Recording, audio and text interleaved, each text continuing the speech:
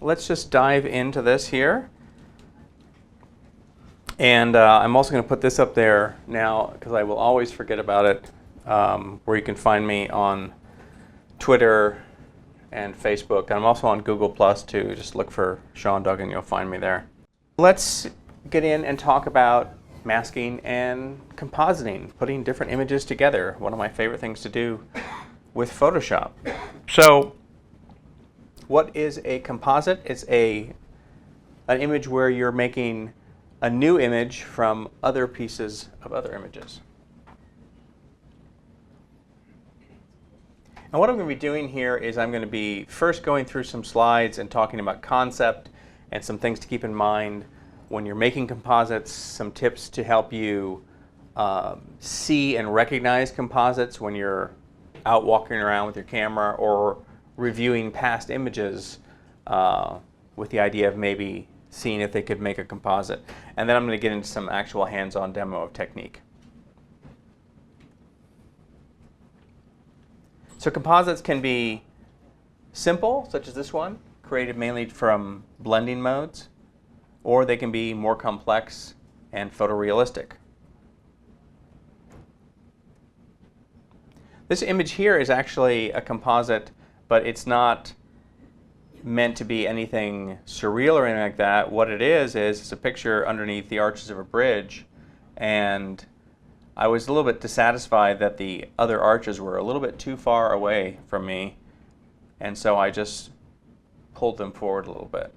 So just a simple little bit of compositing there, which is taking the arches here in the back, kind of separating them out, enlarging them, and then bringing them up to create that effect, which I will probably end up using in another composite. A lot of the composites that I make end up as a component in another composite. Because right now, and I'll touch on this a little bit later, right now this is like a scene that's waiting for something to happen. It's waiting for characters to arrive or some sort of an event to take place. So we'll touch on that a little bit later. So I generally think about types of composites, or I think about splitting composites up into different types. There are composites that are mainly for collage, design, or illustrative purposes. Things such as this. This is mainly achieved via blending modes, and we'll be talking about blending modes a lot today. This is something that's a little bit more illustrative. I always thought that this could work well as like a poster for a Baroque music festival or something like that. This was designed for the book with the idea that it would be an illustration to be used as the cover for a book. You can imagine there's room at the top for a title and room for the author's name, etc.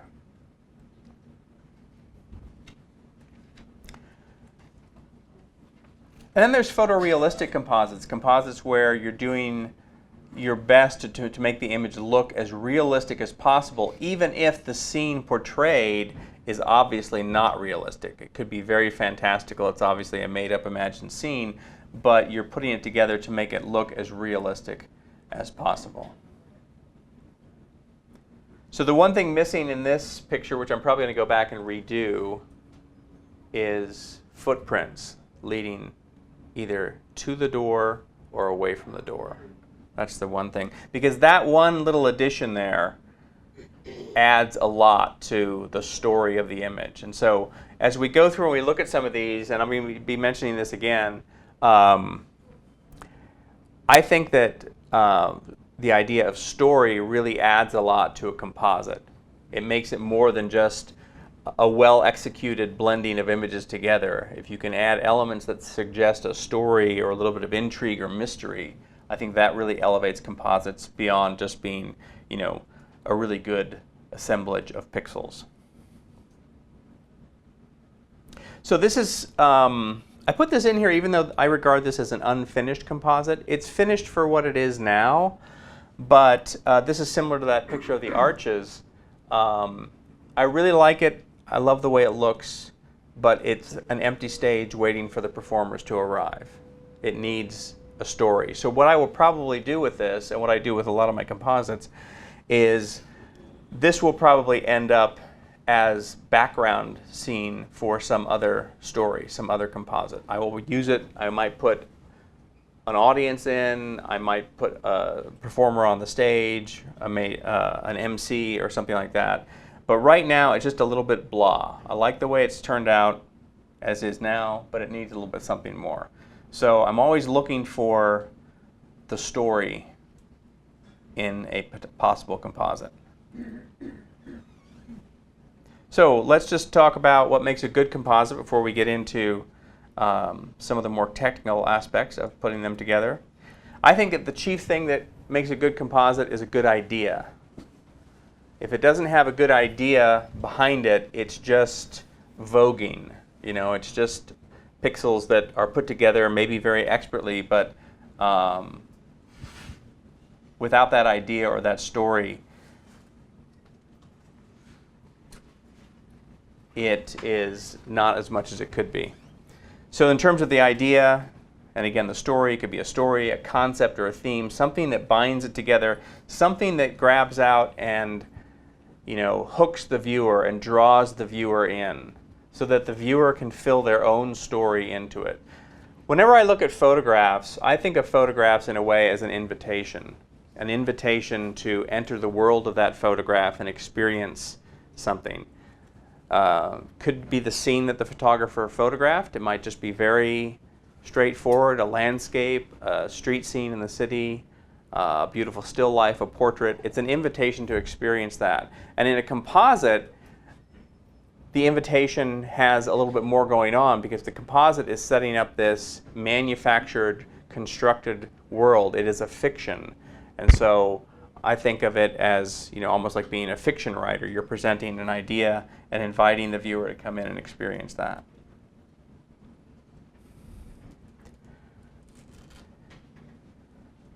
So earlier in the presentation we saw a few images that showed the original picture of the ceramic or clay head and how I had extracted that and put that onto the rocks. And I like that, but the scene really didn't come alive for me until I added the shipwreck there. Then that added the element of story.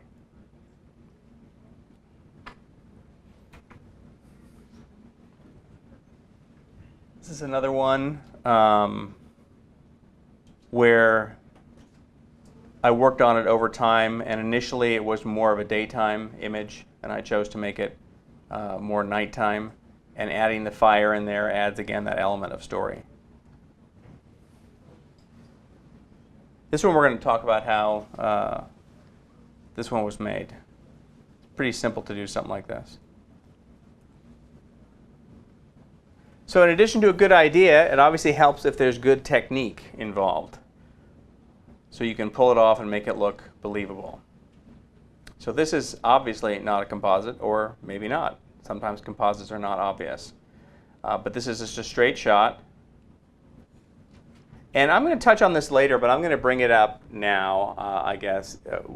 One of the things to keep in mind if you're interested in making your own composites, either from images you already have in your archive or you're interested in going out and taking images to make composites, is keep in mind when you're looking at a scene or a photograph, try to look at it and think, what else?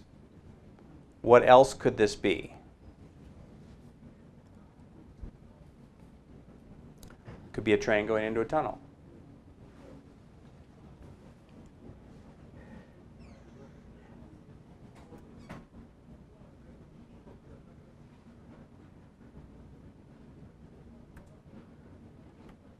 So Ansel Adams had a great quote, "There's nothing worse than a sharp image of a fuzzy concept." So he was not talking about composites, of course. He was talking about just regular photographs. But that quote can be applied to composites too, and that gets back to my belief that the idea or the story behind the composite is one of the most important things. Because you can put images together and do it very well in Photoshop, but if there's not some concept or idea behind it, it's just going to sort of sit there on the page and not grab the viewer as much. So in addition to a good idea and a good technique, good composition. And the great thing about composites is that you can compose the image after the fact, because you are assembling things together. So you're creating your composition after you've made the photographs. And so you can make compositions such as this one here that are very balanced and symmetrical. So you can play with the rules of composition that maybe normally you're used to keeping in mind when you're composing your shots as you look through the viewfinder. You know, positioning things a certain way to get the framing just so. With a composite, all that happens after the fact. Now, some of the composition may come from the initial kind of foundation photograph you're using for the collage, but like this one here, all of this composition came from all after the fact.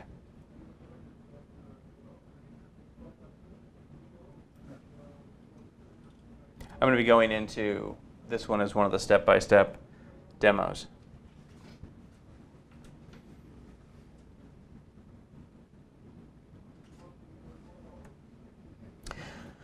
So, in terms of seeing the possibility for composites, there is a quote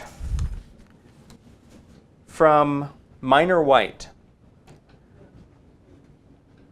That's one of my favorite quotes. One should not only photograph something for what it is, but for what else it is. There's just so much in that one sentence. And you know, Minor White was not referring to composites when he made that quote, or when he made that statement. He was referring to the possibility of photography as a vehicle to express metaphor and ideas that maybe are not so easily expressed. So it might be a photograph of a cloud or a drop of water or something like that, or it might be a shadow. But what else is it? Does it suggest other things to you? So that's, you know, what Minor White was getting at with that quote. And that means a lot to me, because a lot of my photography, I'm always looking for the metaphor in the photographs. And if I can find a photograph that is a good vehicle for metaphor, I'm always very excited when I make a photograph like that, because it elevates it to another level for me. It can be a beautiful photograph in and of itself in its own right, but when it makes that leap and becomes a messenger for a metaphor or an idea, those are the photographs that I find personally, the ones that I make, very, very meaningful, because there's so much more going on to it. But that same concept, I realized, actually not that long ago, I realized that same concept totally works for composites and for seeing the possibility of what could be a composite image. Because one of the questions that I get a lot is people will look at some of the composites that I made and they say, well, how do you get your idea to do that? How did you see that scene and then see all these other things in it? You know, how did you make that leap? And at first I didn't know the answer to that, so I had to analyze my process, which I recommend to you as a good thing that any artist can do. You know, once you realize you're doing something, and a lot of it's intuitive. We just start working and on our images or whatever art we're doing, and we just sort of find a path. But if you sit down and really analyze why it is you've made those choices, it can help clarify your process and make it easier for you to see possibilities when you're out in the world with your camera. It's kind of like that saying that goes, chance favors the prepared mind, or something like that. You know, if you're open and you already know how your mind works when putting these ideas together, you'll see things more readily when you're out in the world. So with that in mind, I examined my process of how it was that I looked at a scene and saw other possibilities in it. So that's what I want to share with you here in this sense. So this is a tale of a DC-3 airplane. This is it mirrored. So to mirror an image, you just make a copy of it, flip it, and reflect it with itself. Does this suggest anything? A whale tail, exactly. That's what I thought. A whale tail. Okay, well, I'll do that with it.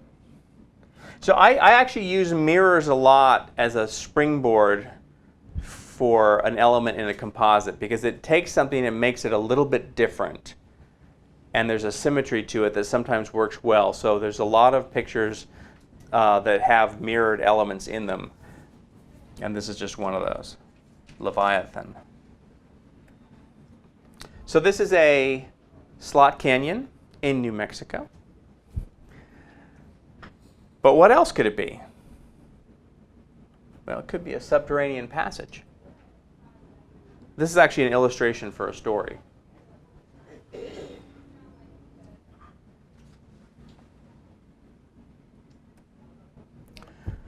This is a display at the California State Railroad Museum in Sacramento. It's a mannequin figure of a train station attendant. But she could also be working the controls of some strange retro control room. And again, this is an illustration for that same story where the subterranean passage came from. So always ask yourself the question, what if, when you're looking at an image? What if? Or if you're looking at a scene, like when I'm walking around on the streets out here, looking at buildings and the way they intersect with other buildings, I start to separate things out and say, what if something else was coming out of there? This is the windward side of Oahu in Hawaii.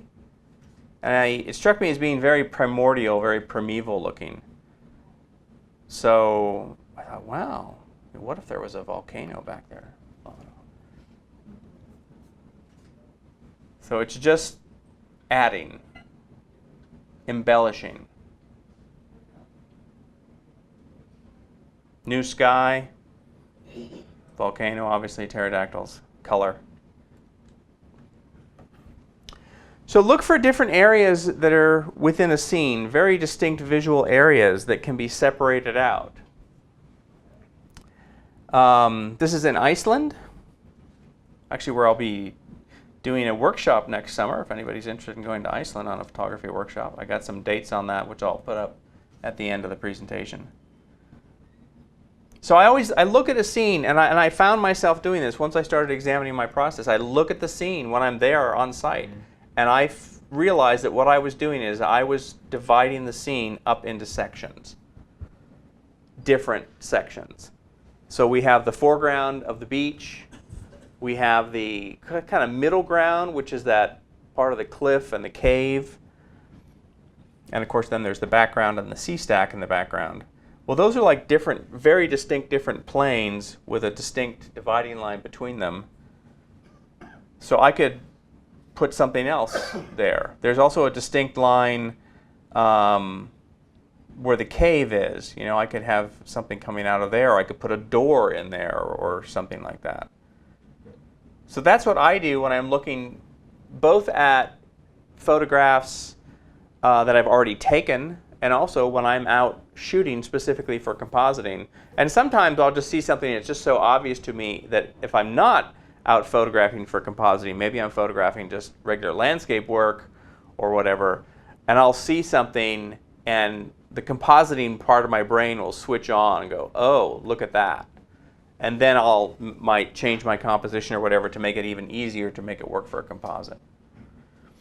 So working with the different areas in the scene, how could you change it? What could you add to it? What else could it be? So this one was, adding this strange castle tower onto the sea stack.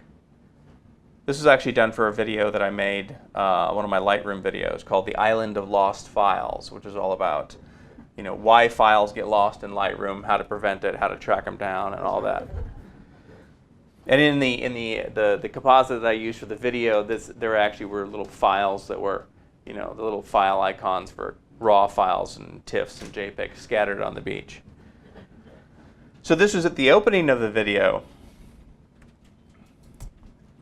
And then at the end of the video, this is the same location, just you can see it's the same hexagonal basalt cliffs, just closer to them.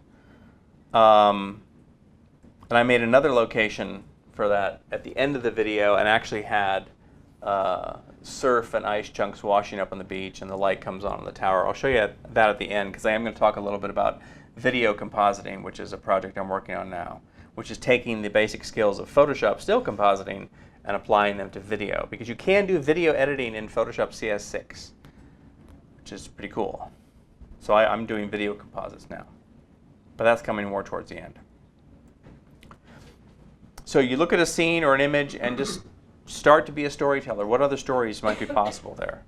Here's a street in a city in eastern Germany. What else could be going on there? Lots of things. We'll deconstruct this a little bit more later. Look for the thread of an idea. Look into the image, free associate, whatever. Look for the thread of an idea. Pick that thread up and follow it. And things will evolve. Oh, well, if I do this and then this, and then you start asking yourself questions. Well, if I put this here, then the light would be this way, or whatever. Like if I go back to here, when I initially made this composite, as we'll see here shortly, there was no river running down the middle of the street. So once I added the river, the what if kicked in, and the what if was, well, if there really was water rushing down there, hitting the base of that giant lock, it would be causing a little wave. The water would be, hitting the base of the lock and kind of splashing up. So that's where the wave came in. So that was the what if kicking in there.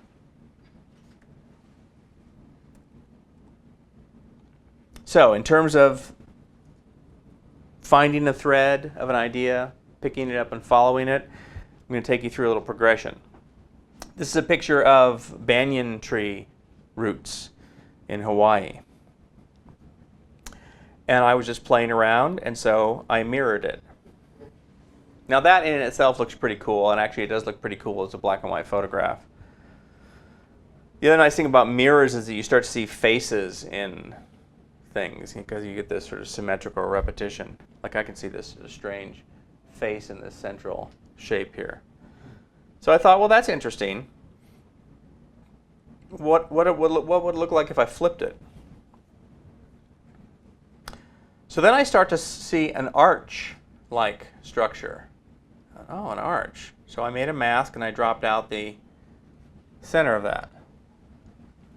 So now my mind is really starting to percolate. It's an arch. It's like a proscenium arch, like for a stage maybe. So I did that. Now this is a rough draft that never got any further than this. You can see it's very rough. You can see how it's the roots are cut off. I got that far and I realized that this was not the right stage picture. First, the angle is all wrong because I'm looking at the banyan tree roots straight on, and this picture I was up on the balcony looking down at the stage. So the angle's all wrong. But I liked the idea, and it basically that same idea kind of came through in the earlier stage picture we saw with the stage on the big rock formation. So I ditched that, but I kept it because I thought, well, this is good to show the process, because I go through oftentimes a lot of versions of the images and then I throw them out and they're just not working. So I added a door in there because I like that little door that said community room. I thought, well, that's interesting, but that looks pretty blah and boring. So if this really was some strange forest portal or arch or entryway, and there was this door there, what else would be there? So I decided to bring in more banyan trees in the background and just put the door on top of it. But of course now the door is just sitting on top. The door needs to be kind of integrated more into those roots so it looks real. So it looks like it's a part of that root structure. So there's the first integration of that. And then the problem here is that the part of the dirt here that's coming over there, that didn't look too real, so I needed to put another root in there. So then that was starting to happen. I thought, well, okay, this is interesting. And then the rest is just sort of more color and tonal styling. So I darkened it down. Obviously, I made the door green. Improved the shading and stuff to make it look like the roots really were coming around that concrete step. And then I asked myself, you know, and I had it kind of dark in the foreground and lighter in the background, like you're coming through this sort of dark, close, tangly part of a forest. And there's this opening. Here's this door that says community room. So if it was a little bit more open area, I asked myself, well, what would it look like if maybe there was some sunlight coming down in there? So then I added a little bit of sunlight. And just that little bit kind of punches it up a little bit, makes it a little bit more realistic.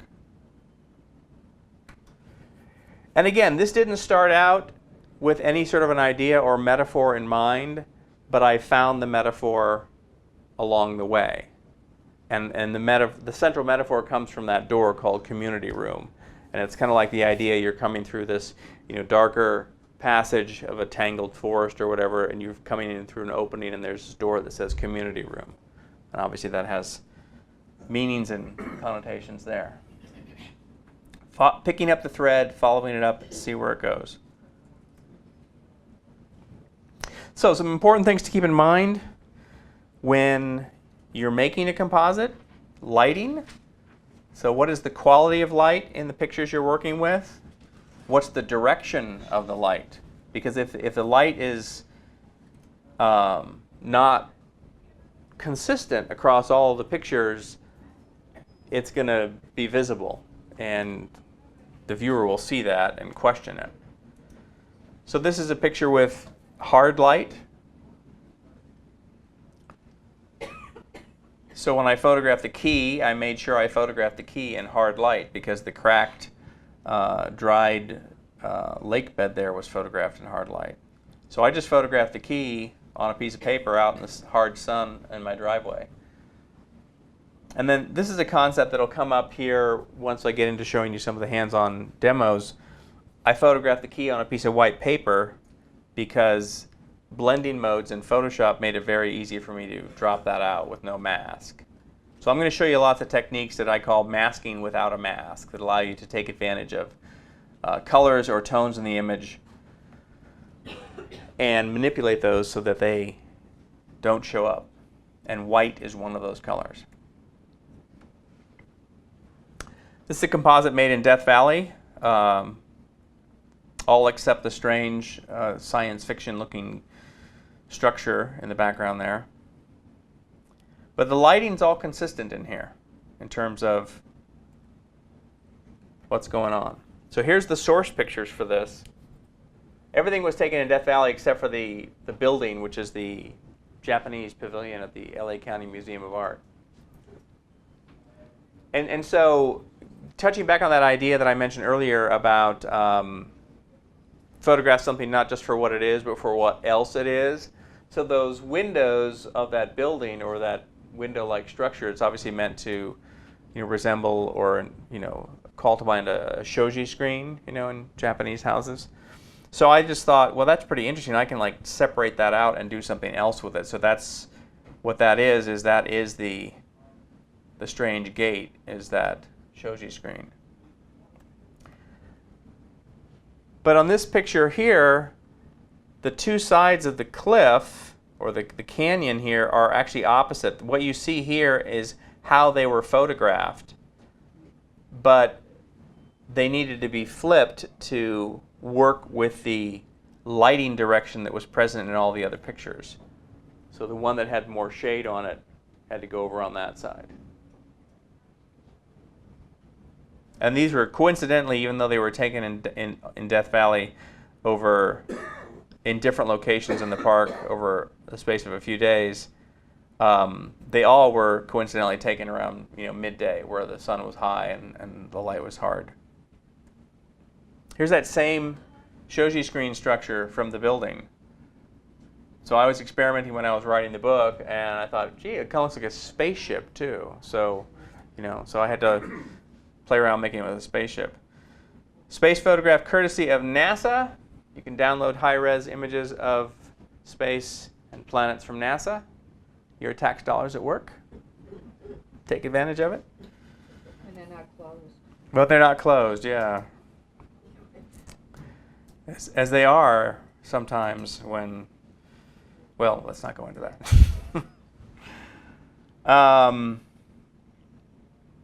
So the original photograph is in the upper right there. Excuse me, upper left. And that's just, part of the roof of a cathedral, a little small little metal roof. Separated it out, made a mirror of it just because I thought it looked interesting as a shape. And again, when I say make a mirror, it means I'm reflecting it with itself. And then I thought it kind of looked like some sort of strange, steampunk craft of some sort, so I crashed it in the desert. Now, in terms of the lighting, there's very little in this shot to give me clues as to the direction of the light. But if you look close at the little raised ridges of the salt flats there's clues as to where the shadows are and the direction of the light's coming from. And that's what was my guide when I created the shadow of this. Perspective is also important. So is the perspective consistent across the entire image? So if you're blending different photographs together, that's an important thing, just as important as the lighting. There's that building again. Obviously I had a thing for that building. Stuck it all over the place. So when I photographed the building, I was looking up, and obviously I was looking up at this hillside structure in Death Valley, and it just fits there very well, and it works very well in terms of the perspective. Placing this building in the scene where I'm looking at it straight on wouldn't be as convincing. And what's funny is that your mind may not know what the problem is in an image that has perspective inconsistencies or lighting inconsistencies. Your mind may not immediately be able to identify what the problem is, but your mind will know that something's wrong and something's off, and it'll go, that looks weird, it looks strange. And then the other thing about perspective, where are the elements in the scene in relationship to the camera? Where are the elements in the scene in relation to the camera? How are they, because the camera is the viewer. So let's go back to this one here, and we'll talk about how I did this one real quick. So I photographed these two items specifically to put in this photograph here. So what I did was I just made a simple little set, little tabletop studio with these white boxes, and I tried to, with the boxes, mimic the look of the street, the buildings, because that's going to make it easier for me to put it in. This is just a simple overlay of that previous picture, so you can see how it's working. This is another important part about compositing is sort of what I call the proof of concept stage, where you do a rough, you make a quick rough collage or composite to see if your idea has any legs, to see if it can go somewhere. And sometimes they don't. Sometimes they just fall apart and they don't work at all. So here was the first one without the river. I didn't like the fact that the building on the right here was a little bit more modern, and I didn't like this really boring entryway here. So I put another building in here, put another doorway in, added the umbrella.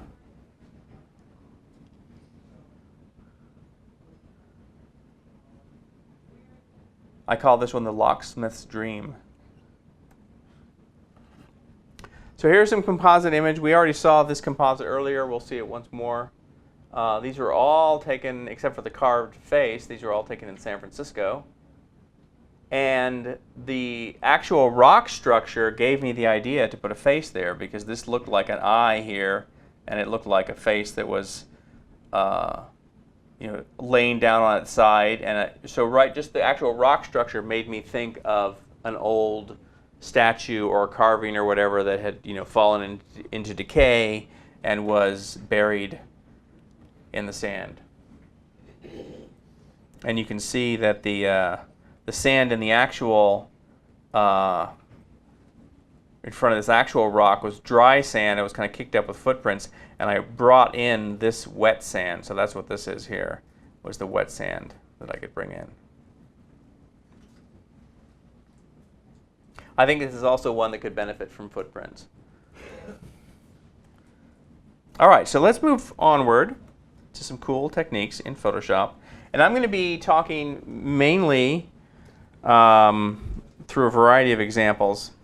We're going to cover selections, layers, masks, blend modes, and also color and tone. And I believe that that is where we're at now.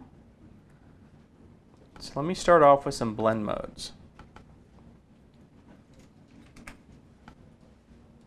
And then there will be a place where I'll be able to stop and take some questions before we go on to kind of like the second part of the talk. So I'm going to start with the sailing ship picture here. And here's a little tip. If you're working in Bridge, which is what this is here, Adobe Bridge, if you have pictures that you know you want to use as a composite, you can have Bridge kind of do some of the grunt work for you. So I'm going to select both of these pictures, the ship and the ship's log. And I did that just by clicking on the first one and then command clicking on the second one. Be control clicking if you were on Windows. And then up in the Tools menu, under Photoshop, there's a command for load files into Photoshop layers. And what that will do is exactly what it advertises. You can see here in my layers panel over on the left side that they are now put together as layers. That same command is also available in Lightroom too. It's got a slightly different name, but it's open files as layers in Photoshop.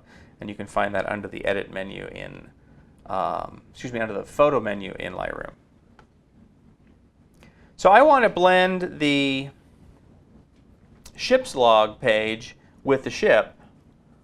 And anytime you have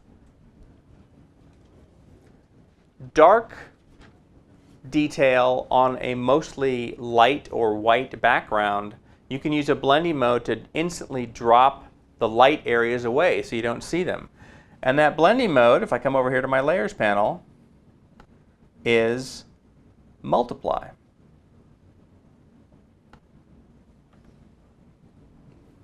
So we could say that collage is done now. There's other things we could do, of course. We could bring in a texture and blend that in, change the light. But this type of technique with the multiply blending mode is really useful for making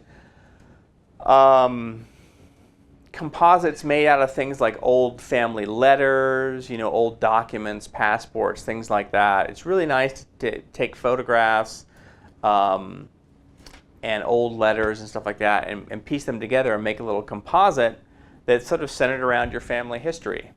And the multiply blend mode makes that very easy, because what the multiply blend mode is doing is it is comparing the two images there, and it's running a calculation on them, and black is always going to show with multiply, but white does not show. Now this page of the ship's log is actually not white totally, but it's pretty close to white.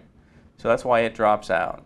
So the important thing to realize about the multiply blend mode, and indeed all of the blend modes that you see here in this second section, so you see that there are dividers in this blend mode list here. The second section here, the blend modes that begin with the word darken, generally the end result will always be darker than what you started with. Depending, it's going to vary depending on what the two layers are, but it will always be darker than what you started with.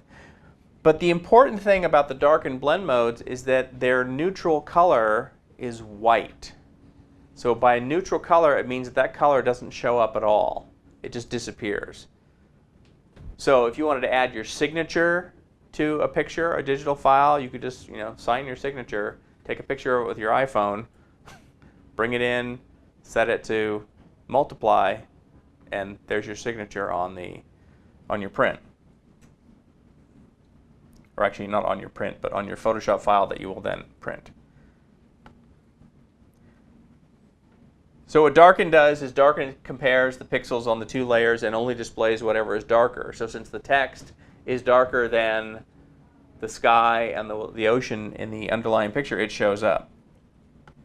Multiply is a little bit more emphatic.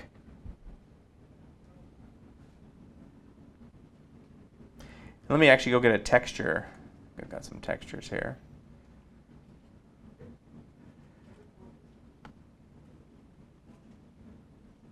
And we'll put a texture in there. Because we can use the blending modes for texture as well. We'll get some of these flypaper textures here. We'll use that one. Beowulf seems a good one. And here's a little trick for you in Photoshop. So, I don't know when this started, whether it was CS5 or CS6, but the default behavior of Photoshop is to have the tabs, the name tabs for the files. So this name tab up here, that's the file that I was working on with the ship. And then here's the flypaper texture Beowulf. You can add a layer from one file to the other simply by taking the Move tool and dragging from the image up to the name tab of the other file. So I'm just going to click on this texture, drag up onto the name tab, hold there, and then once the picture appears, I'll drag down onto the picture and drop it, and now the texture comes in. Now it's too big, so I'm going to transform it. So I'll go to the Edit menu, and I'll just choose Free Transform. And the problem here is that this file, the texture file, is much bigger than the ship and the ship's log pictures. And I've gone into Free Transform, but the file is so large I can't even see my bounding box at all. So the way around that, if you go to the View menu, you can choose to Fit on Screen, and it will fit it so you can see the bounding box. And now I'm just going to scale that down to where it's not quite so large.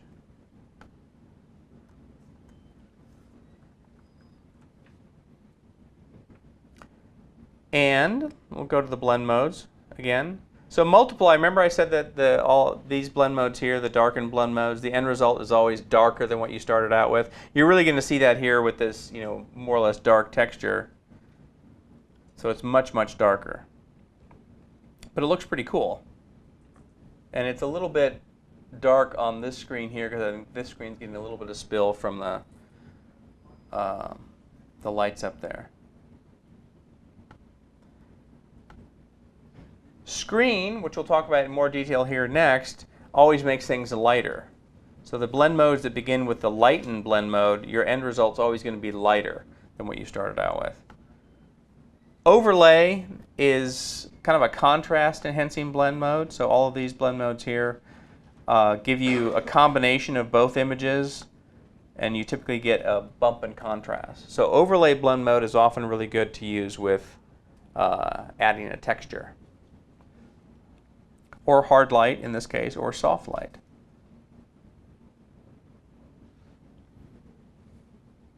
All right, I'm going to close that one down, and then we're going to go to another example and talk about using blend modes with screen.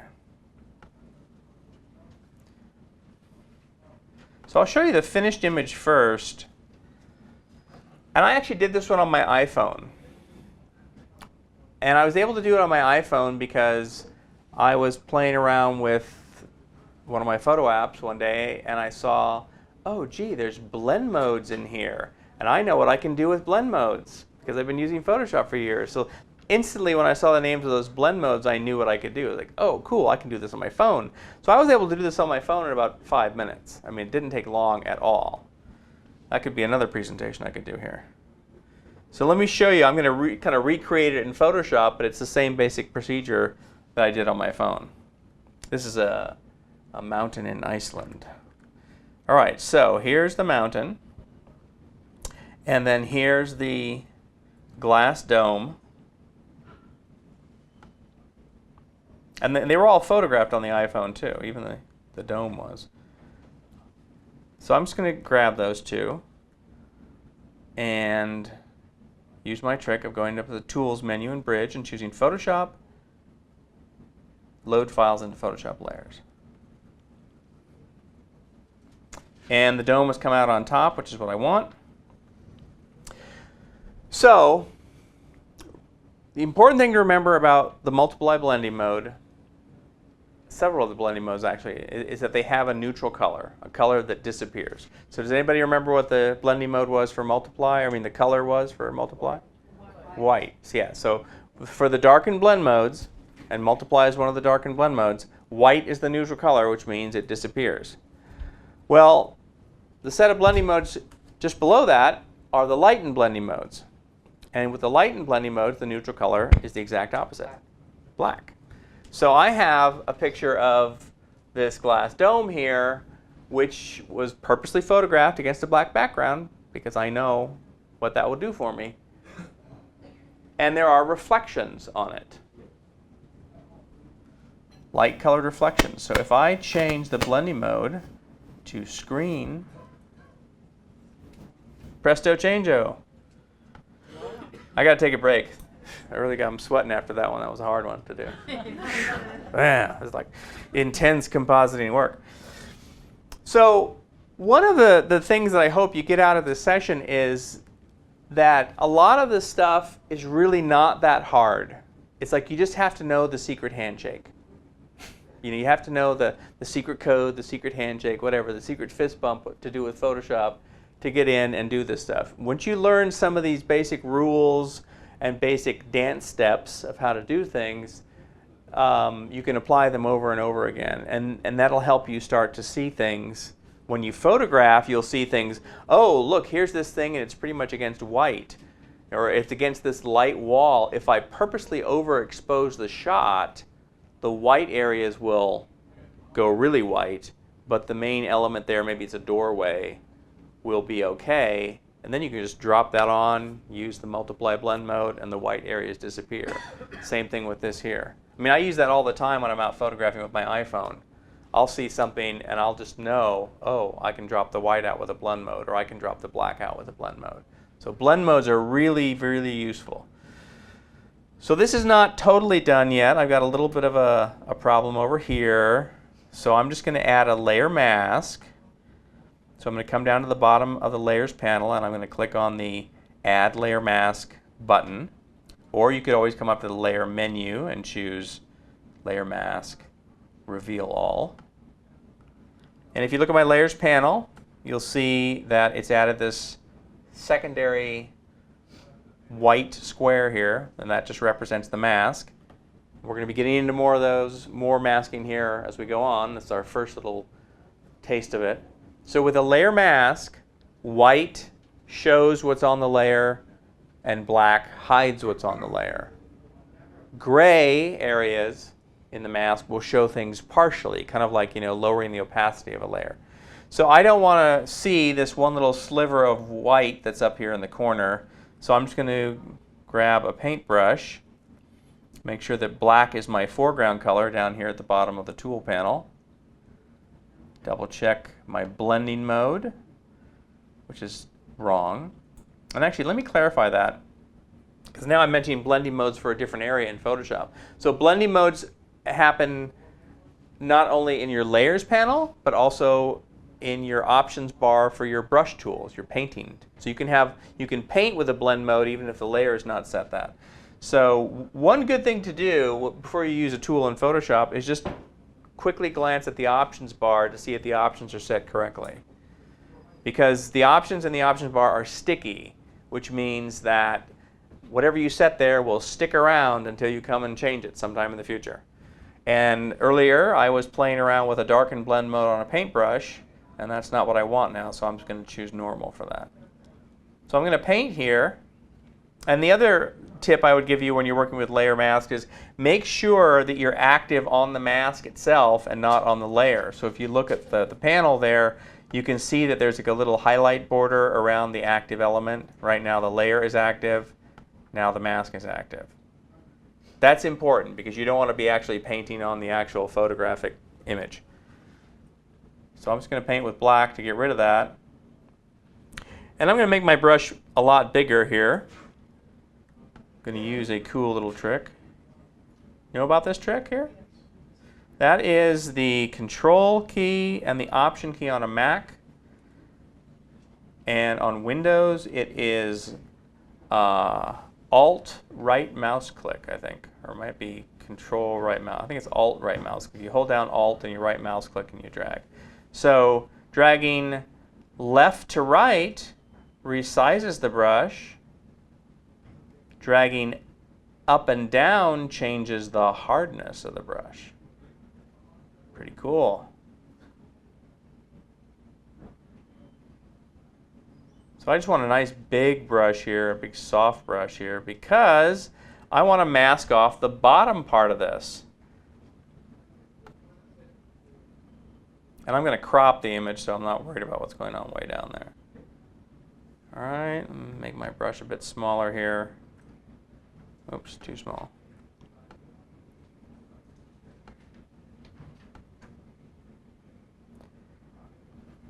And here's what my mask looks like. You can see it here in the layers panel. So wherever it's black, it's hiding what's on that layer. This is the glass dome layer. And wherever it's white, it's showing it. Wherever it's gray, so you see that with the fuzzy areas around the mask, it is showing it partially.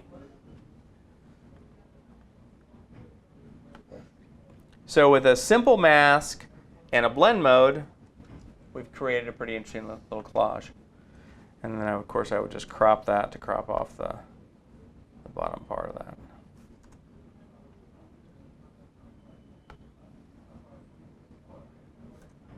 Oops. Oh, here's another little trick for you.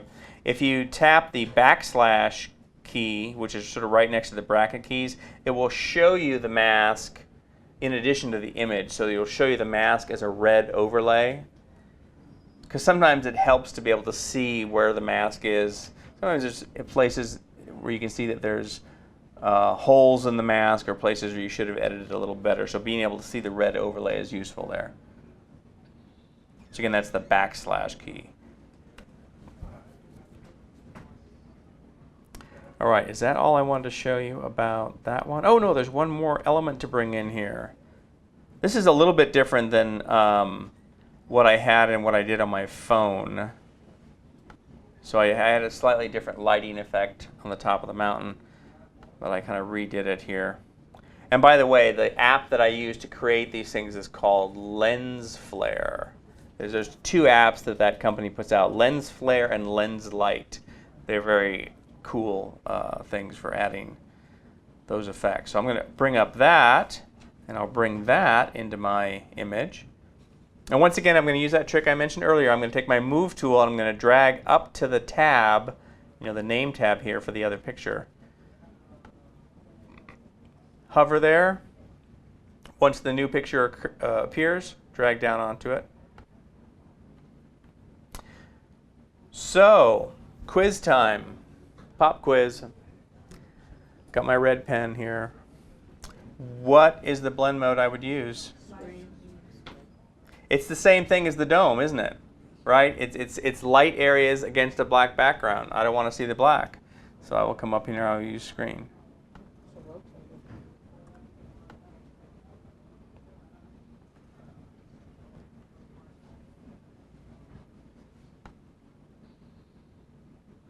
You can use lighten sometimes, but if we zoom up close here, lighten sometimes creates weird artifacts around the edges.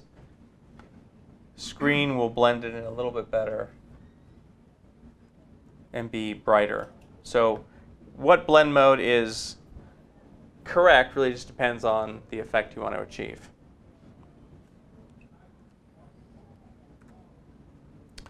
All right, well, let me actually leave that up here for one quick second and see where we're at here. Okay.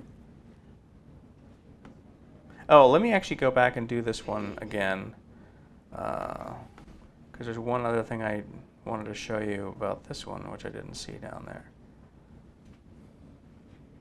So we're back to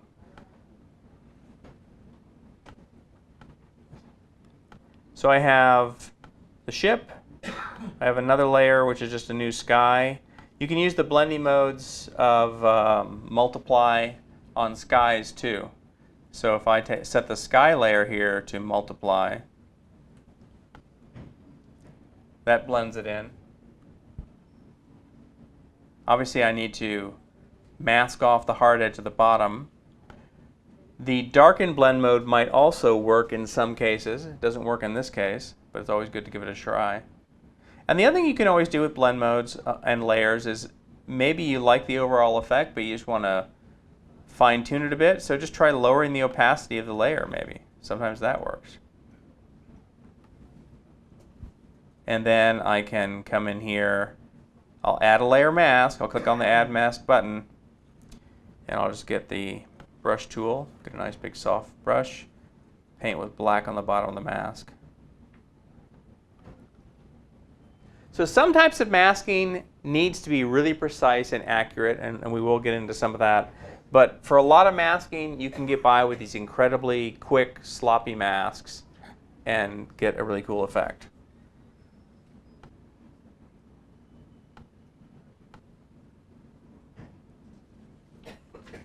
All right, let's close that.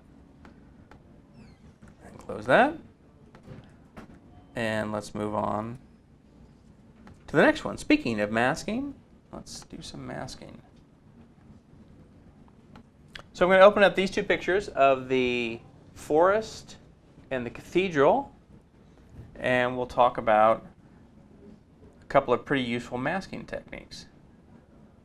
Again, I'm going to go up to my Tools menu in Bridge. I'm just going to choose Photoshop, load files into Photoshop layers. What the heck?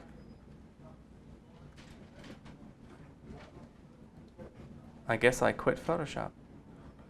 I hate it when that happens.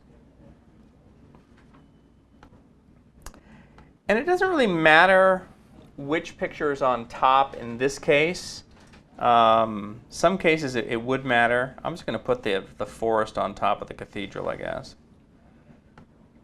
And I'm going to add a layer mask to this. Again, you can come up to the layer menu and just choose layer mask reveal all in this case. Or you could go to the layer mask button in the bottom of the layers panel and add a layer mask. And this example here, and also the example of the ship's log and the sailing ship, those are examples from the book Photoshop Masking and Compositing. And I got one left here that I can sell at the end of the session if anybody's interested. So, what we're going to explore now is a gradient mask, one of the most useful ways to make a mask. So again, we have a white layer mask here. Let's make my thumbnails a bit bigger so they show up better. There we go. So we have a white layer mask, which means reveal everything on there.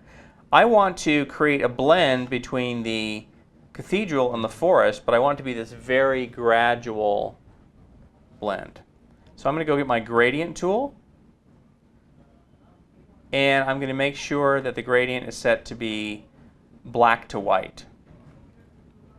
Now the third swatch up there is always black to white. The first two swatches are based upon what your foreground and background colors are. So this first swatch could be something totally different.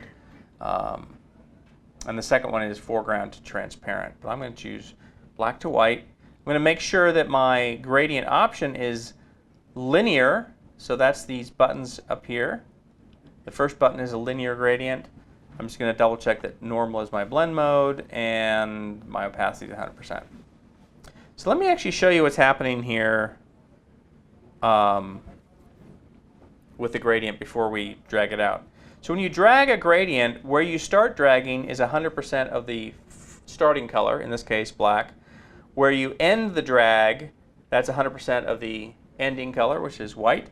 Everything in between is the actual gradient, the transition between the two. So I started dragging down here and I ended up here. So that's the gradient. If you drag a really short line, you're going to get a really short, compact gradient. If you drag a really big line, it's going to be a really long gradient.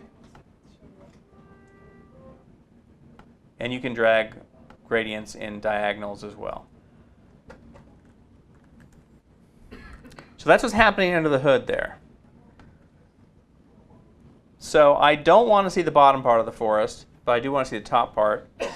So what I'm going to do is figure out, roughly I want to sort of start dragging the gradient down on the bottom third of the image. And so maybe right about there. Drag up to kind of the middle third. If you don't like it, you can do it again. Every time you drag a gradient, it replaces the one that was there before.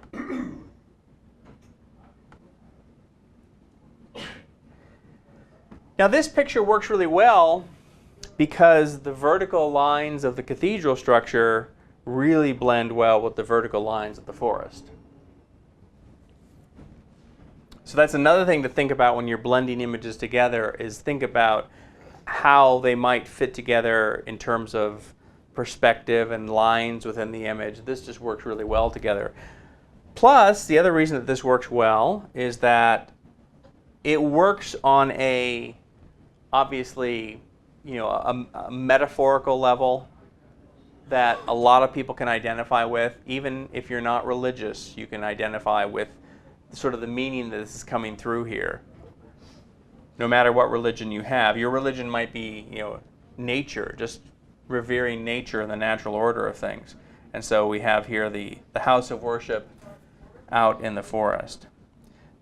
So I'm going to modify this mask somewhat because I like what's happening here. I think a longer gradient, so every time I do this I'm dragging out a new gradient.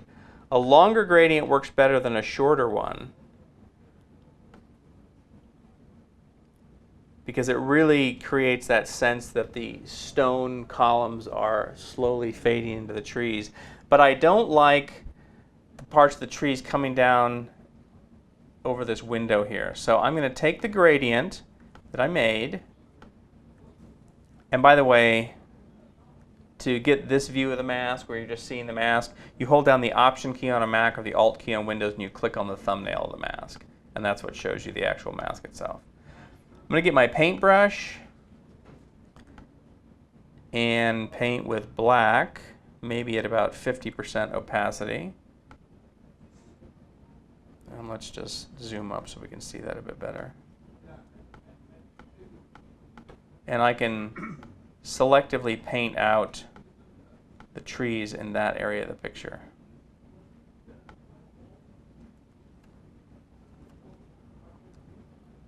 So gradient masks, like blend modes, make it very easy to blend more than one image together. The success of that blend will really sort of depend on what the nature of the two images that you're putting together. I'm going to do one more gradient mask here, different kind of mask. And then we'll take a quick question break.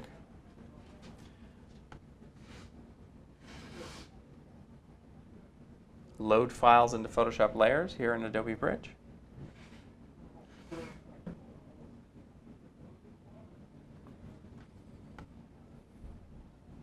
I'm actually going to get rid of the ocean down there at the bottom. I'm just going to make a selection of that and just delete it. So my aim with this is I want to make it look as if the clouds and the sky is inside the glass jar. But I still want it to look, like a nice glass jar. So I could try blending modes. Sometimes that works. That's multiply. Overlay is not really working.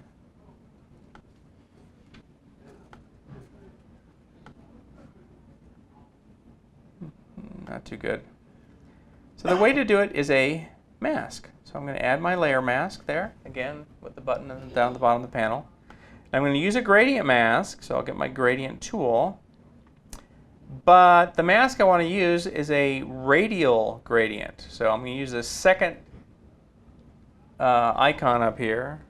Zoom up there, right up there. That second little icon for radial gradient. And it's going to be a black to white, so it's going to be the same gradient there.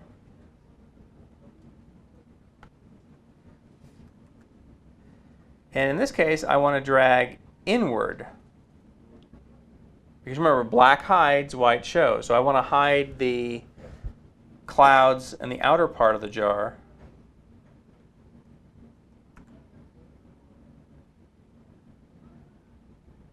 Actually, let me reverse this. I'm going to click the reverse option, and I will start in the center. There we go.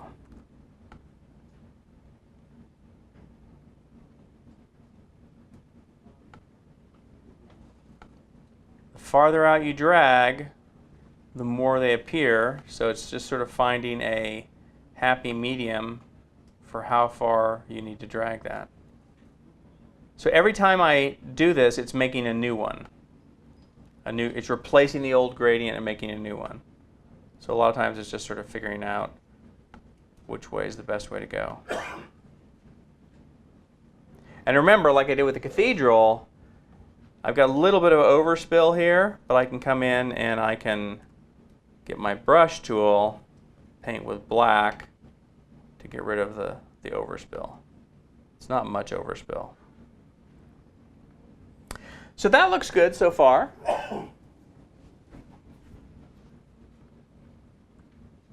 But if I turn the mask off, oh, and here's another little shortcut trick for you.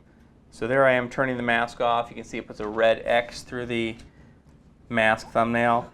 That shortcut is to shift click on the thumbnail of the mask. When you shift click on the thumbnail of the mask, it's a toggle for turning the mask on or off. The menu for that is under the layer menu, under layer mask. It's either going to say disable or enable here, depending on whether it already is enabled or disabled. So the reason I'm turning the mask off here is I just want to look at the unmasked version of the sky. It's got a lot more color and contrast to it than my masked version does, because the mask is not totally white there. So wherever it is gray here, it's not showing the sky layer at full strength. So that's why it's getting kind of diluted and diminished there. So I really would like to see that. I would like to see more of that nice blue color in there. Well, how could I do that? Well, I could just duplicate the layer, do that. And my trick there for duplicating the layer was to use the command of Command J, which is the shortcut for this menu option, layer, new, layer via copy. But I don't want to just keep duplicating the layer over and over again just to get it looking a little bit darker and denser. So there's another way I can do that. Let me just finish my brush stroke up here. Okay. I'm going to adjust the tonality of this mask. Okay, I'm going to make the white areas of the mask even whiter than they are, which is going to allow more of that kind of nice, dense tone of the original sky photograph to show through. So I'm going to do that by making sure that the mask is active, and I'm going to go up to my image menu and I'm going to choose adjustments. And you can do either levels or curves, it doesn't really matter. I'm going to use curves.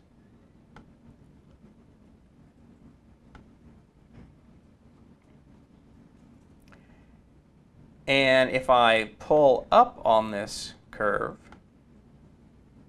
notice how more of the color of the sky is coming in.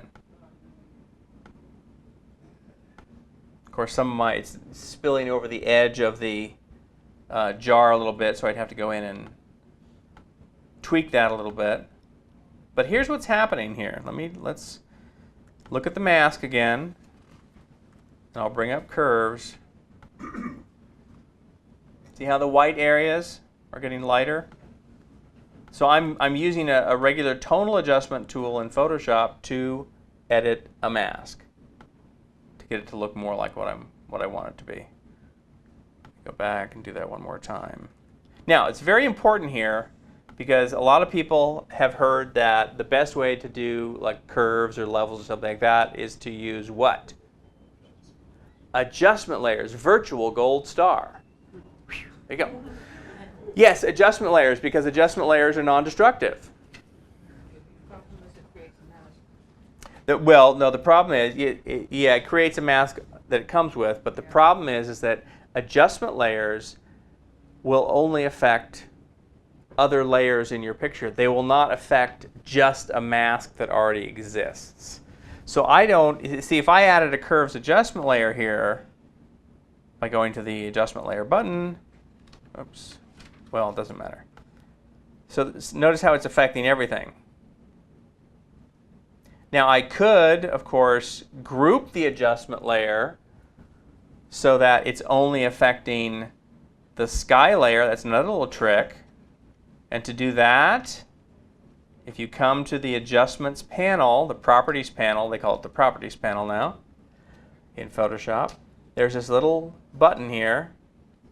If you click that, it groups it to where it's only affecting the layer underneath it. You can see here in the layers panel how this is now indented, and there's an underline under the word clouds, JPEG. That means it's only affecting that. So that's good, but I really don't want to darken the clouds. They're already dark enough. I just need to show more of them through my mask. So let me get rid of that. And so that's the reason why I would come up and access my adjustments from this menu here, the image menu and then adjustments. This is not something I would normally do to a regular image because it would apply the adjustment directly to the pixels of the image, and I don't want to do that. Normally I want to have adjustment layers for that. So this allows me to let more of that through, and then if I needed to tweak it, I could come in here and paint with my brush tool to hide a little bit more of that. Okay, so let me close that and not quit Photoshop like I did last time. And go back into here. So here's another little thing. Well, what time do we got?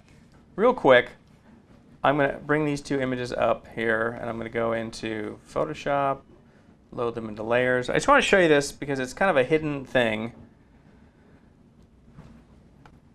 If you double-click on a layer, so don't double-click on the layer name because that will just let you rename the layer. But if you double-click out here over in the kind of empty area of the layer in the layers panel, it brings up the blending options, and also you can get into layer styles and things like that.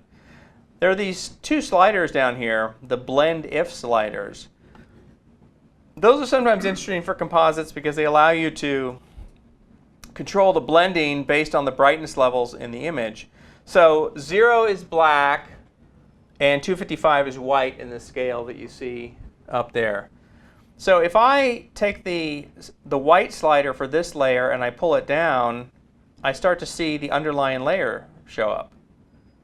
Now it's kind of hard and funky on the edges, but I can split that slider by holding down the Option key or the Alt key on Windows and split the slider like that. And then it gets softer. So that's one way to blend images. You don't get the same precise control as you would with a mask, but for some images where you don't need that precision, it can work pretty well. So I can do the same thing with the shadows and make those drop out.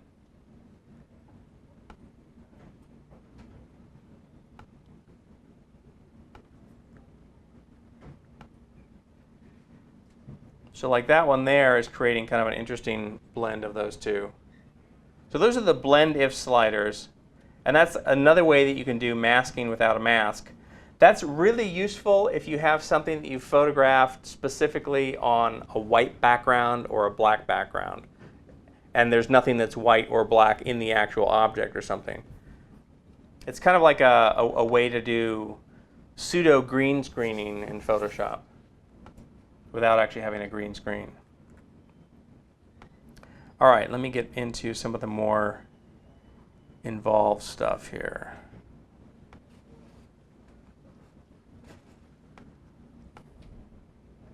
Let's bring the curious dog and this open up here. Isn't that a cute dog? Isn't that a cute desert? Cute desert, cute dog. All right, so I want to talk about making selections of things with intricate edges like hair and stuff. So you can tell that I'm not a fashion photographer because I don't have a picture of a beautiful model with her hair kind of swirling in the wind. I have a picture of a cute dog. But it works the same. Same concept. Besides, he's just so cute. All right, so I'm going to use the quick selection tool, which is a really useful tool to use. And I'm just going to, with a fairly large brush, you can see the size of the brush there, I'm going to drag over the dog. And by the way, that brush shortcut trick works with this tool as well.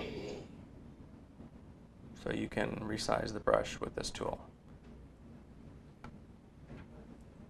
So I'm just dragging there. So I've got his head pretty good. And I'm just going to drag over the body. And that looks pretty good. A few problems here on the foot, which I'm going to fix. Now the nice thing about the quick selection tool is that after you use it, it immediately switches into add-on mode, where you don't have to hold down any other shortcut keys. It'll start adding onto the selection. So that's kind of nice. So I'm going to make my brush smaller. You can also use the bracket keys on the keyboard to resize your brush. Tapping the left or right bracket key will make it smaller or larger. So I'm going to now make that smaller and just sort of paint over his toenails there.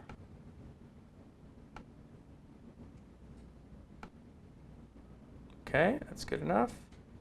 And the rest of that I think I'm going to leave. I'm going to make sure that we have not total perfection here.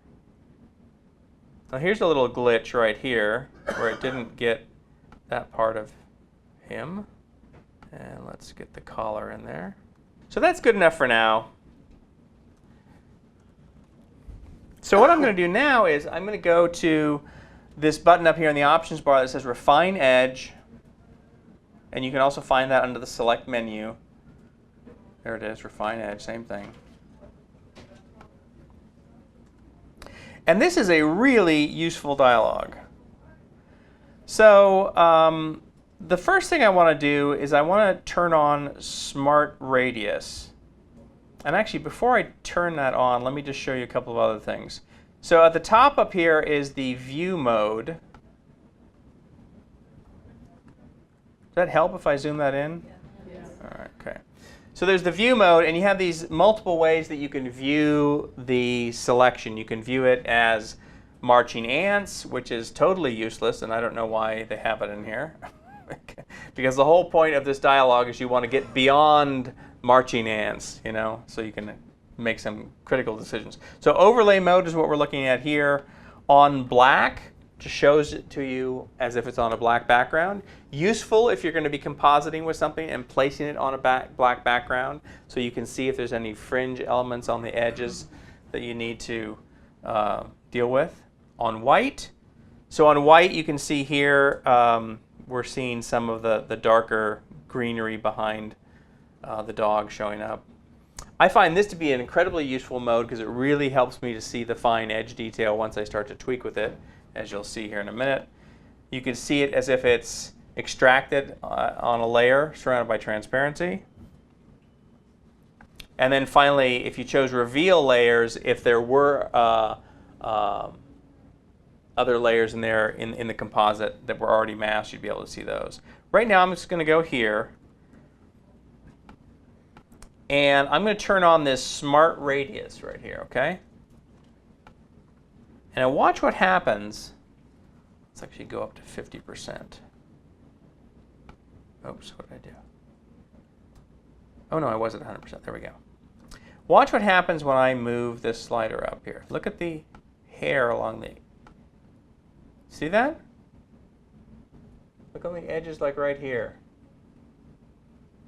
Let me turn it off again. See how it's really kind of rough in this initial incarnation of the mask, but as I turn this up, isn't that amazing? Yeah. I'm breaking a sweat. This is so hard. I mean, I didn't do anything, really. I mean, I just went, this is just sort of the magic of the math under the hood here in Photoshop and the talented programmers on the Photoshop team who come up with this stuff. it is, what I'm doing is I'm telling it that the radius that it should look at to determine the edge should be 5.5 pixels wide. See, and as I go out, it brings in even more. So this is a really useful tool if you have hair issues coming in there. I see your question, but let me just get a little bit farther along, okay? If you go to Show Radius, which is this button up in the top, this check mark here, it shows you the size of the radius that you're working with. And basically what that is doing is you're telling Photoshop, you need to look at this area more closely, Photoshop. There's stuff going on here along the edges that I want you to see. So this is actually looking pretty good now. Now, if there were problems along an edge, and actually let me cancel out of here and let me make a problem. Let me subtract part of this.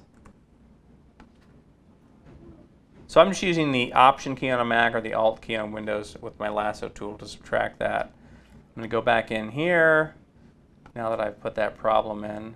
And I'm going to go back to this view. All against black. Smart radius. Okay. So, by the way, these shortcuts, or rather these view modes, all have a shortcut. So I just tapped V to get to the overlay mode. K is the black and white mode. Those are really useful shortcuts to know. So here's my problem where I didn't select that. So how can I fix that? Well, there's this tool here, which is the Refine Radius tool. There's also the Erase Refinements tool. So this will erase any refinements that you create with this. Let me go back to the black mode here. And I'm just going to paint over this area where I know that there's a mistake. So I'm telling Photoshop, give some more attention to this and see if you can come up with something better. Ta-da! Look at that. From there to there.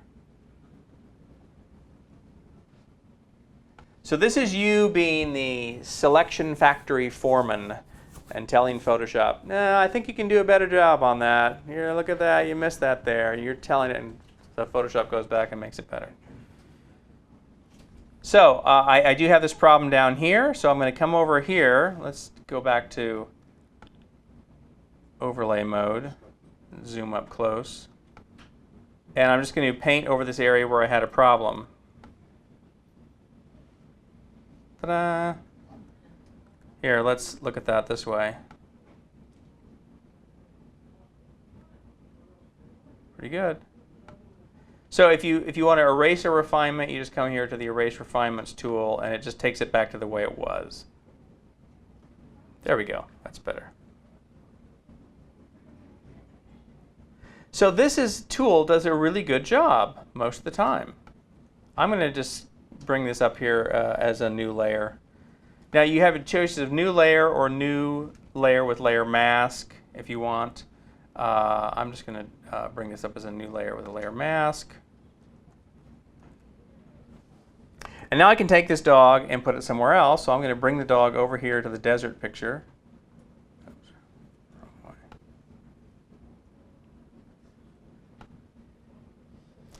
Now, does anybody know why I chose this desert picture for this particular example? What did you say, the perception? Well, it is about angle. It's not that the angle is different, the angle is similar.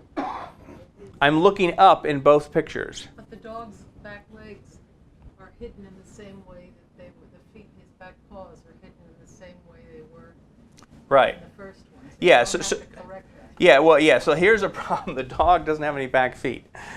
So I can't fix that. So wherever I place this dog is going to have to go into a place where it's going to make sense and be plausible that we can do this.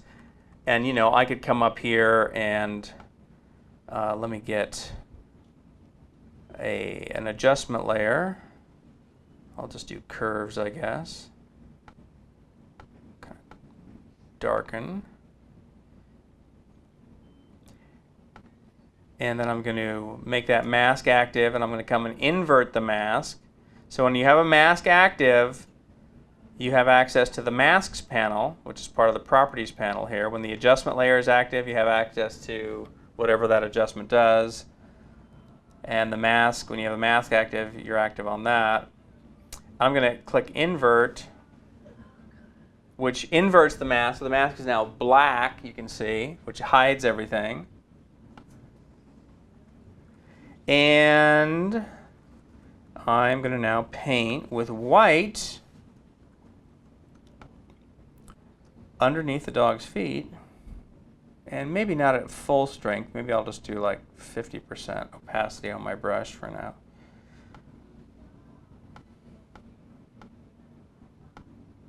See what I'm doing? Shadow, right. Now I'm going to have to fix, the dog's foot here is not totally perfect here, so I'm going to have to come up to its mask and hide that. There we go. So I'm painting with black now on the dog's foot on the mask too, because I took some of the actual whatever that he was standing on there.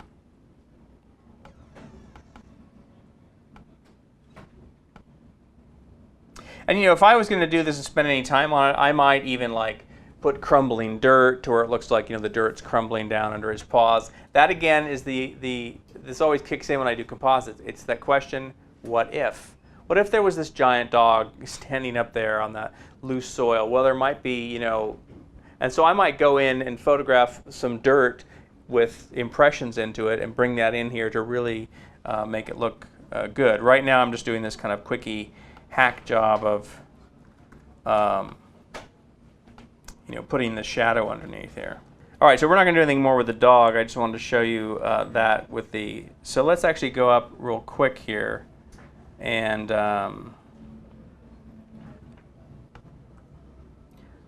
look and see if we have any problems. I mean, the edges are pretty darn good. That's not bad, is it? Back right leg could use a little adjustment. Oh, this is because it's not. It just needs to go be moved lower here. Yeah, he should be a little bit more to the, well, to your right. Background copy. Well, so then what I'd have to do is come in and actually, this needs to be masked here, but. But you did free transform, you just with a little scroll up. The thing is, you moved it forward. I don't think you needed to move it forward, just to the side. Yeah, but those are that's what you have to kind of look for, things like that. And what I would really do is I would make an accurate selection of the top of this ridge to do that. But the main reason we went in there was to talk about the Refine Edge tool. Refine Edge selection. It's pretty cool. So let me move on here. Let's close those. And we have time to go because I want to save time for the video composites. So I'm going to do part of this. I'm not going to do the whole picture. This is this picture here, which is a little bit dark on that one there. And let me come here. And we'll get the helmet.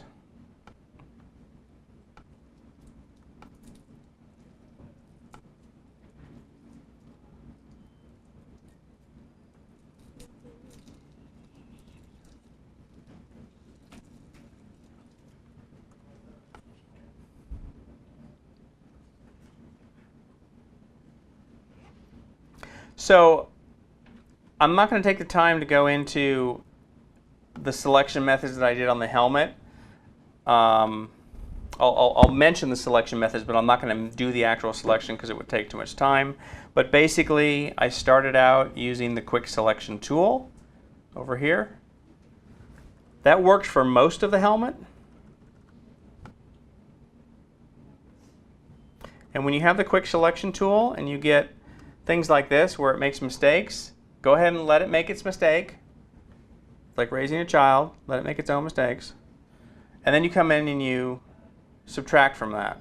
So I'm going to hold down the Option key on Mac or Alt on Windows, and that gives me the subtract mode. There's also up here the buttons that you could press, the subtract button if you want to do that. So if you're more of a press the button type of a person rather than a keyboard shortcut person, you can do that.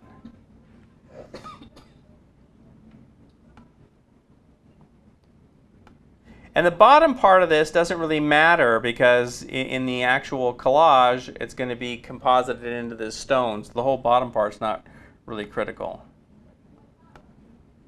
So I was able to get most of the helmet.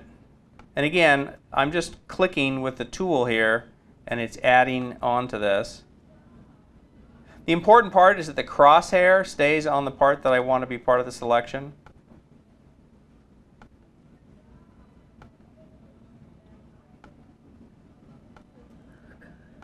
Now this part here is almost, oh, actually it did a pretty good job. I'm surprised. And then the little raised studs here, you could go in very carefully trying to add those in there. I probably went in and used the pen tool. That's probably what I did. Which one photographer told me in a class was an exercise in masochism. I thought, oh, you have issues with the pen tool. Yeah. Anyway, so there's the basic, you know, how I did. This is probably really rough here, which is why I have one ready to go. So I'm just going to touch on a couple of quick things. If you, does anybody here get Photoshop User Magazine? Okay, so this image was the dynamic range column in the September issue. So I think it's the one that just came out. Or actually, no, it's the one that came out just before this. So that you can download the files for this and do it yourself if you want. I just want to touch on a couple of quick concepts here. Again, I'm not going to do the whole thing. One is the first thing that you need to realize about this is what is wrong with this picture. Right, the light source. Unless we live on a planet with two suns. The light source. So we need to flip the helmet. So I'll go up to the edit menu and I'll just choose transform, flip horizontal, and now the light is sort of coming from the same direction. Now I'm going to scale this helmet smaller, but I would like to preserve my options to do it non-destructively. Yeah, so I'm going to make a smart object out of it. So I'm going to come up to the layer menu and I'll just choose smart object, convert to smart object, or I can right mouse click on the actual layer in the layers panel and get that same option there. So what happens when you convert to a smart object is that the layer thumbnail gets this new little icon added to it. And what a smart object is it's actually the full-size file or layer that you've worked with in this case, and it's sort of embedded now in this photograph. So I'm going to be able to scale this larger and smaller, but the file will always remain the same. It's just the preview of it that's being scaled smaller, which allows me to do this non-destructively. So I want to see the rock pinnacle in the background before while I scale it. So I'm just going to lower the opacity of this layer a bit, and then I'll get my free transform tool. And I'll hold down the shift key as I grab one of these corner handles. The shift key constrains the proportion so I don't end up with a kind of weird, stretching or bloating of the helmet. Don't want to have your helmet bloated. And make it a little bit smaller, something like that. Looks pretty good. Now I can set the opacity back up to 100%. And I'll add a layer mask. So I use my button down at the bottom of the layers panel. Now for masking this, let's just take a look at the finished version.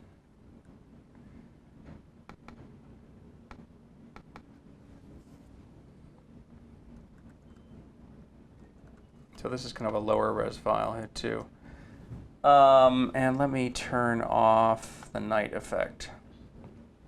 So for masking this, you can see that I am trying to take advantage of the natural kind of fissures and cracks in the rock structure. So when I'm looking at this, and again, this is a low-res version here, but when I'm looking at this, I'm just sort of looking for these natural structures about how I can blend the helmet in, because my aim is to make the helmet look like it really is part of the rock. So I'll make the mask active. I will get my brush tool.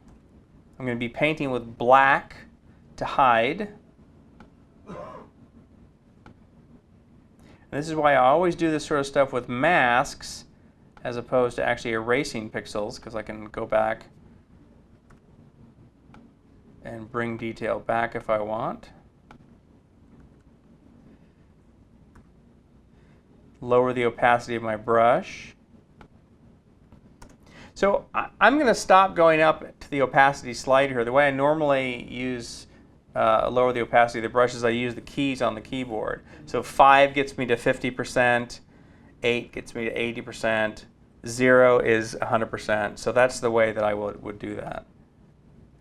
And I just noticed my brush is too hard, so I'm going to soften that. There we go. Down to 20%. So I'm just going over this over and over again at a really low opacity, and you can see how that's starting to allow some of that rock structure underneath to kind of come through.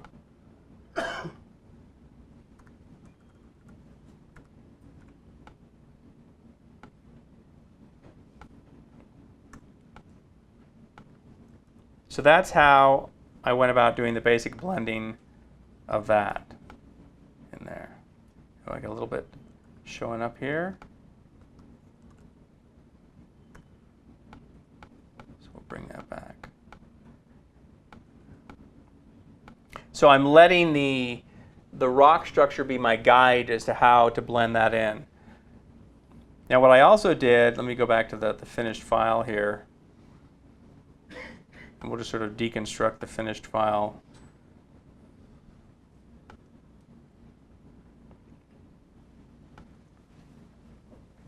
So you can see what's going on there. So we have the night effect, which darkens it down pretty drastically. And that's just 3 layers. The first one is black and white, which adds a color tint. So this is the color tint, a little bit blue. So it removes the color saturation. And this is not at full strength. We've got it at about 85%. And then this is a curves layer, which really darkens it down a lot. I actually, a couple weeks ago, I rephotographed this helmet because I saw the same helmet again. And I got it in more overcast lighting, so there's not a hard, hot highlight on it. I mean, this could theoretically work if it was bright moonlight. You know, it's sort of more of an illustrative shot, not trying to be an actual nighttime shot. And then this is a solid color fill layer set to dark gray and multiply and 30%, which is sort of removing even more contrast and bringing it down. And then finally the fire effect is a couple of different layers. There's the main fire here, set to screen, because the screen is going to hide the black areas around the fire itself, because the actual fire picture is this, has some dark areas around it. And then this is the same fire layer put up here, so it's showing through only in the eyes to just sort of add some glow up in there. And then finally I've got a little bit of a color fill layer here, adding a glow surrounding the fire. So again, all of those things, all those choices are made following the lead of the question, what if? Well, what if there was a fire there burning in that little kind of alcove under there? Well, there would be some sort of a glow. All right, let me show you one other thing, and then we'll leave some time for some questions at the end. This last one that I'm going to show you is just a quickie little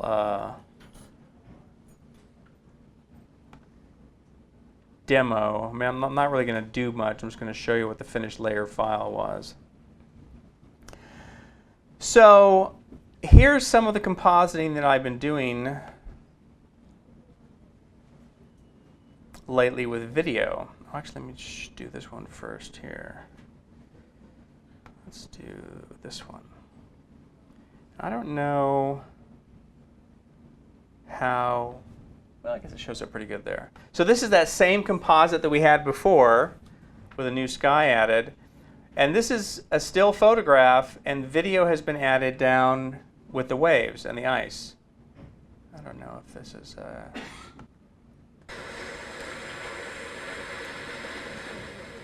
And the lights are going to come on in the tower. So this is all done in Photoshop using the same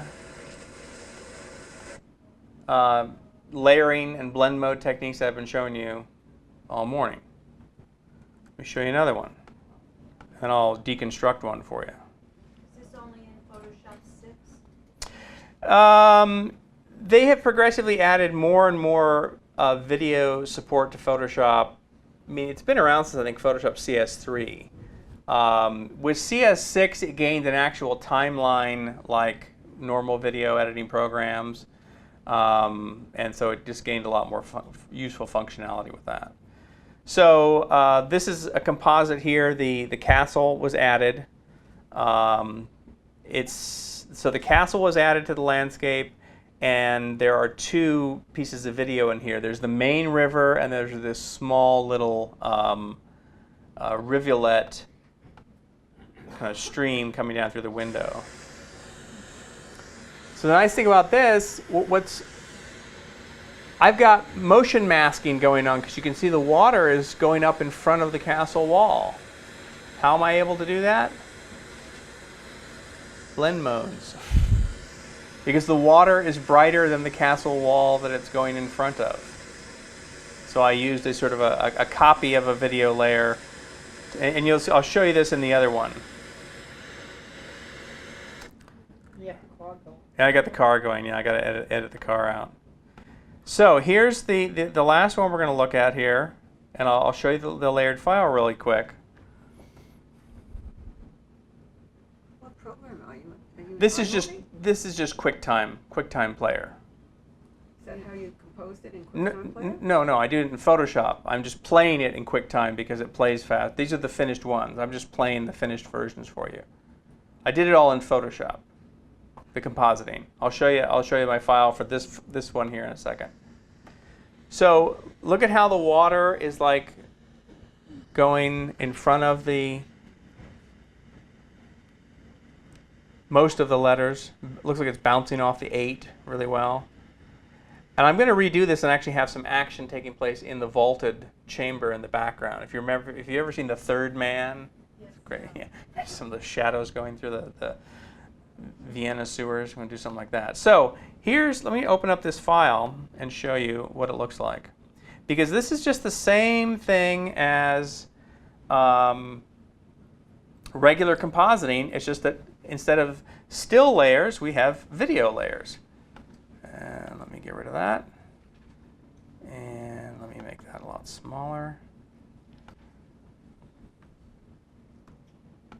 And I have a class that I'm working on at lynda.com on video compositing in Photoshop. All right. Do you have other classes in lynda.com? No, that one's my first one coming up here. So I'm not going to go into the timeline here, but this is the timeline, which is essentially layers over time. So there's all these different layers here, and I can basically say, if I was doing editing and I wanted something to appear or disappear or move or something like that, these are pretty much all static. This is one static effect. So I'm just going to kind of get the timeline out of the way here and just show you my regular layers.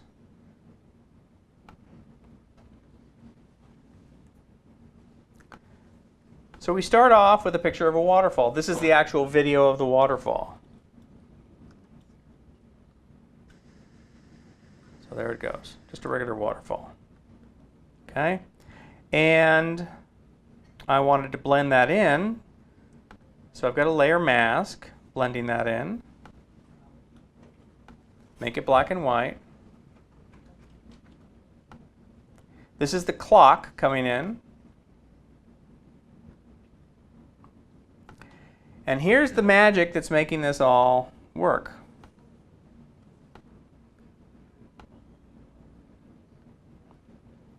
Oh, actually, no, excuse me, this isn't the clock. This is the vault. I've still got the clock turned on up here. That's what that is. So this is the vault. But here's the clock. And what's making this all work is that the clock is set to lighten. Okay? So the lighten blend mode says, compare the active layer with anything below it and show only what is lighter. Show only the lighter values. So if we look at the clock by itself, you can see the clock is, very bright, reflective areas on a dark wood background. So by using the lighten blend mode, since everything below is very dark, it only shows that. It doesn't show this at all. And then the rest of this is, oops, don't want that. I guess those are ones I didn't use.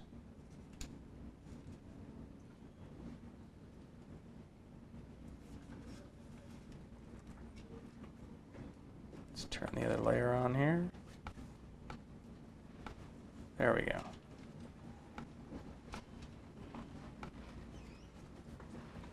So it's all because if this clock was set to normal, it would look like that. So that's normal blend mode for the clock. Can't see the waterfall. But if I set it to lighten, the waterfall and the vault behind it is lighter than most of the clock, and that's what allows that to show through. So that's how you can take regular still compositing principles that I've been showing you all morning with blend modes, masks, and stuff, and apply them to video in Photoshop. Because the video layer, it's just like another layer, except it's video over time. All right, well, thanks for coming, everybody. Appreciate it. Whether you're a hobbyist or a professional, B&H has the answers to your questions. Experience a world of technology at our New York City Superstore. Connect with us online or give us a call. Our staff of experts is happy to help.